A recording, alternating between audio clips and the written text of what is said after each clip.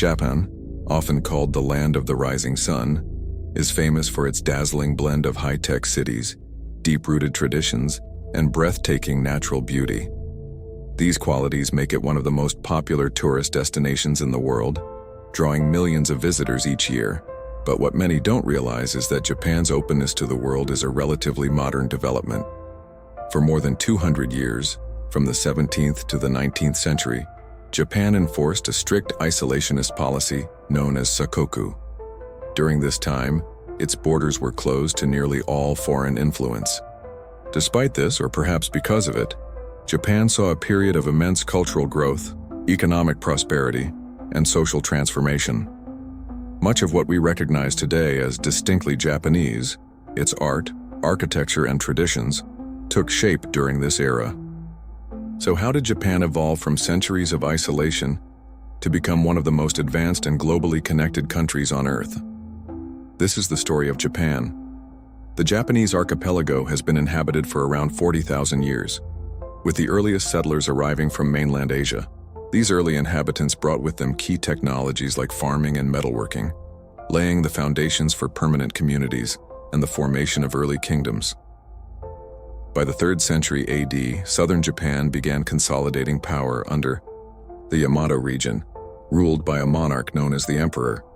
The country's early development was heavily influenced by its neighbors, especially China and Korea.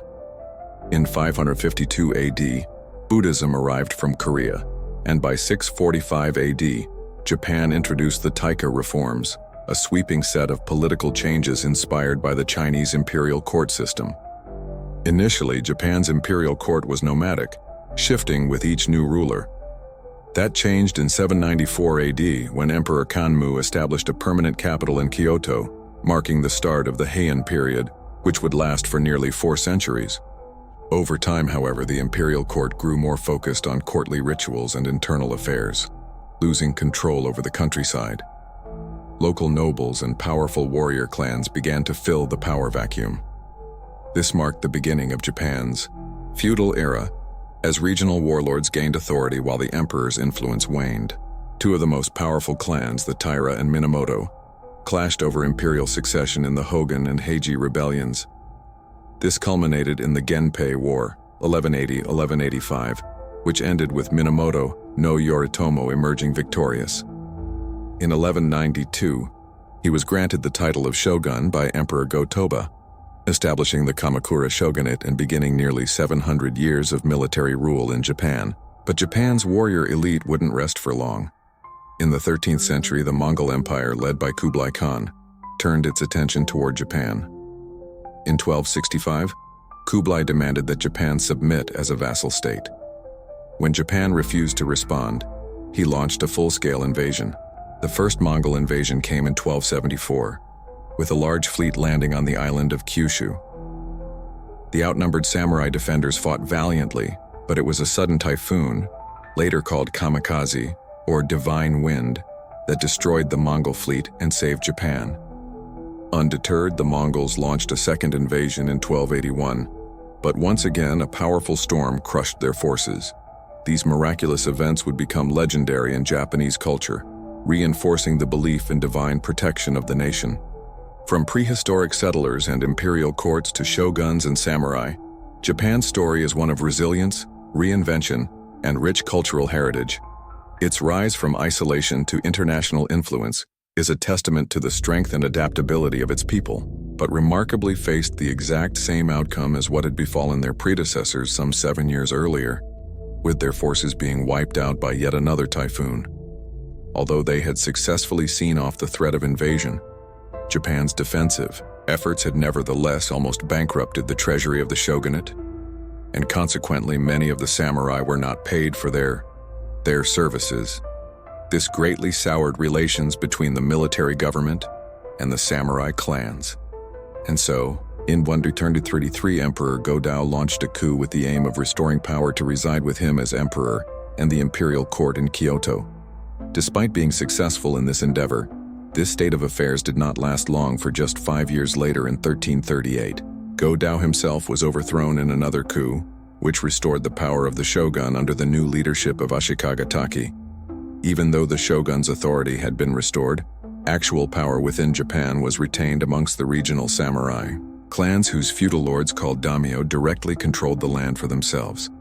These clans would often forge alliances and plot against one another to alter the balance of power within the country, as they saw fit, which more often than not resulted in open civil war. The most violent of these conflicts broke out in 1467, with the Onin War being fought to decide who would succeed the ruling shogun, Ashikaga Yoshimasa.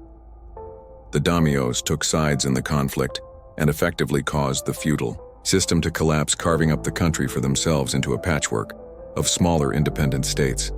This chaotic time, known to history as the Warring States or Soku period, continued well into the 16th century and saw many significant military developments, such as the emergence of ninjas who carried out covert assassinations and espionage missions, as well as the deployment of Buddhist warrior monks called So on the battlefields, although a paradigm shift in the fighting occurred in 1543, when a Portuguese trading ship was blown off course onto the island of Tanaga, just south of Kyushu. The 3 Portuguese traders on board were the first Europeans to set foot in Japan, and they quickly established mercant relations as part of the wider Portuguese trading network, which covered much of the Indo-Pacific region once a year. The Black Ship, as the Japanese refer to the Portuguese vessel, arrived off the coast to buy and sell merchandise, chief amongst which were European muskets. These weapons were completely unknown to the Japanese before this time, and as a result they quickly proved popular among the feuding daimyos, who were looking to gain a tactical advantage over their adversaries. So much so that by 1556 over 300,000 firearms were being used in the ongoing civil war. Similarly, the Portuguese also introduced Christianity to Japan, which greatly benefited their trading operations, with new converts being given preferential treatment in their ability to purchase guns, as well as in some cases receiving direct military support from the Portuguese themselves. One of the most prominent STOs to cooperate with the Portuguese was Oda Noaug, who, although did not convert to Christianity, harnessed the technological superiority of European gunpowder weapons to great effect, and began to unite Japan under his rule during the final stages of his grab for power in 1582. However, Noaga was ambushed and killed. He was quickly succeeded by one of his followers, Toyoto Miyoshi, a man of humble peasant origins who had risen through the ranks of the army to become a samurai damo, and who went on to complete the ambitions of his former master and unify the country. Despite being the de facto ruler of a no-unified Japan, Hiyoshi did not assume the rank of shogun, perhaps owing to his peasant background, and instead ruled as Kaku imperial regent, as well as Dao Diin, chancellor of the realm. He intended to bestow these titles upon his son Toyotomi Hiyori. However, being still only a child at the time, Hiyoshi asked his 5 most trusted subordinates to pledge loyalty to his infant son until the time came when he was old enough to assume power, as soon as Hiyoshi died in 1598. However, civil war once again erupted between the Japanese daimyos, with Hiyori's allies on one side, and those loyal to Tokugawa Ieyasu, who was formerly loyal to Hiyoshi, on the other. The decisive battle came at Seigahara in 1600, with Ieyasu being victorious over his rivals, ushering in a new era for Japan John under the Tokugawa shogunate, which was to last for 268 uninterrupted years. This period, also known as their Edo period, owing to the shogunate government moving to the city of Edo. Modern Tokyo is perhaps the most definitive era in Japanese history. The relative peace and stability that descended upon the country allowed for Japanese culture, the arts, and the economy to flourish in a period of prosperity. It did, however, come at a cost, for the Tokugawa shogunate introduced a series of harsh punitive measures to quell any potential form of social unrest, and severely clamped down on Christianity, spreading further within the country, before eventually outlawing it entirely in 1638, in order to prevent any further foreign influences from taking hold in the country. The third Tokugawa Ieyasu introduced a policy known as sakoku in 1639, which effectively closed the country to outsiders and prevented any Japanese people from traveling abroad, returning from overseas, or building ocean-going vessels. Limited trade was only permitted with neighboring China and Korea, and the only Europeans granted a trading license were the Dutch, who were confined to the small island of Dama of Nagasaki. The remainder of the 17th century saw Japan continue to prosper and flourish under the successive Tokugawa shogunates, with the population doubling to 30 million, and the government constructing roads and schools to greatly improve the socio-economic output of the country. However, by the late 1700s and early 1800s, cracks had begun to show in the strength of the shogunate. The rapid growth in agriculture that had defined the early years of the Edo period had come to a halt, and the government's response to devastating famines during the 1830s was severely inadequate. While all this was going on, some Western ideas had gradually begun to take hold in the country, owing to the introduction of Dutch books covering the most recent European scientific discoveries, which were translated into Japanese and distributed from their trading base at Dima. Japan's period of isolation would come to an abrupt end in 1853, when a fleet of American warships led by Commodore Matthew Perry arrived in Edo Bay. The U.S. government wished to open Japan's ports to international trade and was prepared to as military force to secure this goal if necessary. Being unable to match the superior firepower of the U.S. forces, the shogunate reluctantly agreed to Perry's demands and opened up the country to American commercial interests, later extending this policy to other Western powers such as Britain and Russia. This seeming capitulation to the Western powers angered many within Japan, particularly those from the southern provinces of Choshu and Satsuma. They quickly formed alliance and in 1868 convinced the young Emperor Magi to issue a decree calling for an end to the Tokugawa shogunate. The armies of Choshu and Satsuma then marched on Edo, leading to the Ban War and ultimately the downfall of the shogunate. The emperor subsequently regained supreme power over the country, marking a significant shift in Japan's governance. In 1869, the imperial court relocated to Edo, which was renamed Tokyo, and formally signaled the start of the Mei Restoration. This would witness Japan embark on a new journey towards modernization, aiming to become a fully fledged nation-state on par with the Western powers. Under the MAG government, priority was given to modernizing infrastructure, with introduction of railways, telegraph lines, as well as a universal education system, and lifting the ban of Christianity. The government also enlisted the expertise of hundreds of advisors from Western nations who shared their knowledge in various fields such as mining, banking, law, and transportation to help further Japan's modernization efforts. One particular area of focus was on the military, which underwent a significant adoption of the latest Western tactics and technologies in 1877. This updated army was deployed to quell the Satsuma Rebellion, which had broken out due to the grievances of local samurai, who had seen their roles as the nation's traditional fighting force become obsolete in the face of a modern standing army. Japan's new military might was also put to use in expanding the nation's territory overseas, in an attempt to replicate the colonial possessions of many of the Western powers of the time. After securing control over Hokkaido and annexing the Ryukyu Islands, Japan turned its attention towards China and Korea. In the First Sino-Japanese War of 189-4 to 1895, Japan's highly motivated and well-led forces achieved a stunning victory over the larger military of Qing China, successfully annexing Taiwan. As a result, in 1902, Japan signed a significant military alliance with Britain in order to counter the rising threat posed by Russian expansion in the region.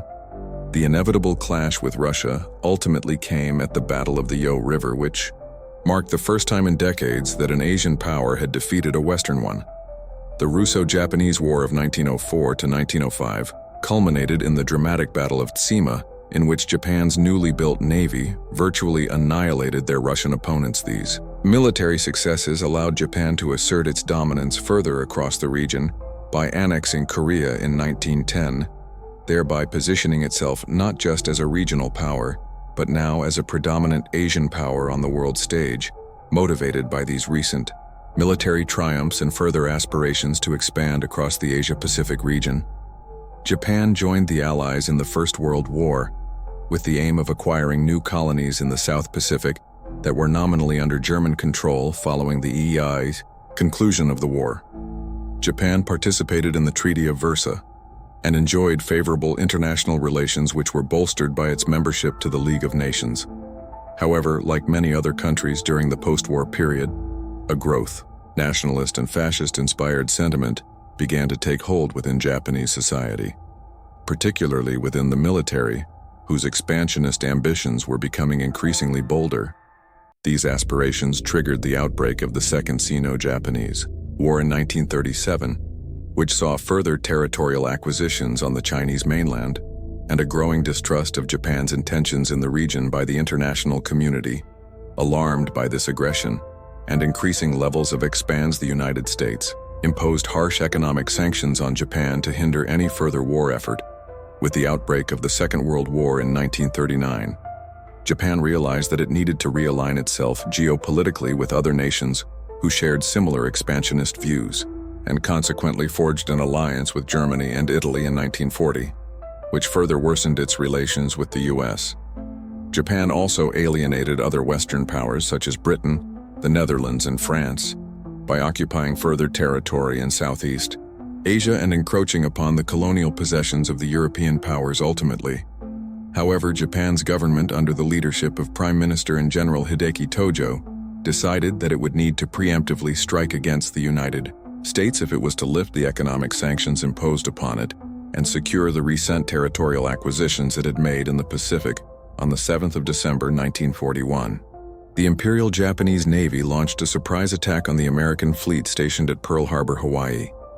This assault prompted the United States to enter World War II on the side of the Allies and begin military operations against the Empire of Japan, which had by now conquered other territories in Asia, including the Philippines, Malaya, Hong Kong, Singapore, Burma, and the Dutch East Indies.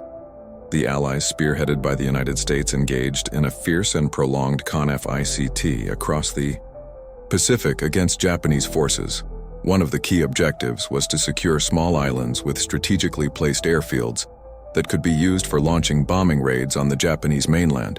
However, the increasingly costly and slow progress of the fighting led the United States to realize that a ground invasion of Japan itself would result in incalculable losses for their troops. As a result, they decided to utilize a newly developed secret weapon to compel Japan to surrender. On the 6th and 9th of August 1945, the US dropped 2 atomic bombs on the cities of Hiroshima and Nagasaki, causing the deaths of well over 100 people. The surrender of Japan was conveyed to the Allies on the 14th of August and was publicly announced by Emperor Hirohito on national radio. The following day, with the war over Japan, came under the occupation of Allied forces led by General Douglas MacArthur, who initiated the reconstruction process. The Japanese military was disarmed, and the government underwent a process of democratization. Although Emperor Hirohito was allowed to remain in his position, he was required to publicly disavow his divine status, which had become a central tenet of the state Shinto religious system. Under the guidance of Prime Minister Shigeru Yoshida, Japan shifted its focus towards economic development rather than pursuing an assertive foreign policy. By 1955, the Japanese economy had surpassed its pre-war levels, and by 1968 it had emerged as the world's second-largest capitalist economy. The following decades would see Japan established itself as a global leader in automobile manufacturing and as a major player in the electronics industry, resulting in an economic boom that was backed by Japanese-made consumer goods. All of this post-war economic activity helped to shake shape and mold Japan into the successful nation that it is today, one that ranks high in almost every measure of global output and development, from economics to technology and even life expectancy. All of this is owed to the arduous work ethic and tenacity of the Japanese people, who, after having suffering hardship during the final stages of the world's most destructive conflict, decided to embark on a different path altogether towards rebuilding a modern nation-state that was free from the hostilities, divisiveness, and inequalities of the past.